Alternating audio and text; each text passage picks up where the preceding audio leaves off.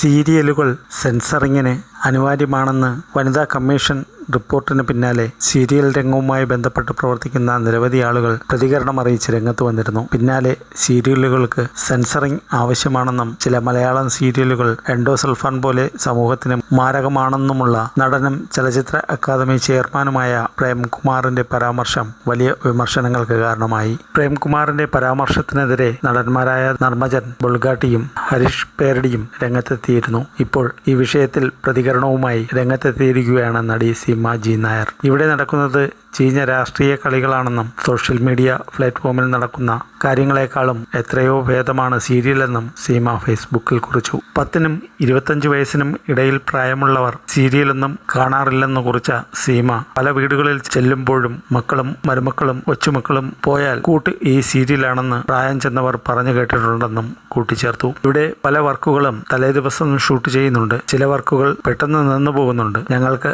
അന്നം തരുന്ന പ്രൊഡ്യൂസേഴ്സിന് 100 എപ്പിസോഡൊക്കെ എടുത്ത് സെൻസറിങ്ങിന് വിടാൻ സാധിക്കുമോ എന്നും സീമ ഫേസ്ബുക്ക് പോസ്റ്റിൽ കുറിച്ചു. എൻഡോസൾഫാനേക്കാളും വിഷം നിറഞ്ഞതാണ് ഇവിടുത്തെ രാഷ്ട്രീയമെന്ന് പറഞ്ഞ താരം പുതുതലമുറ ഈ വർഗീയതയും മറ്റും കണ്ടാണ് വളരുന്നതെന്നും കൂട്ടിച്ചേർത്തു.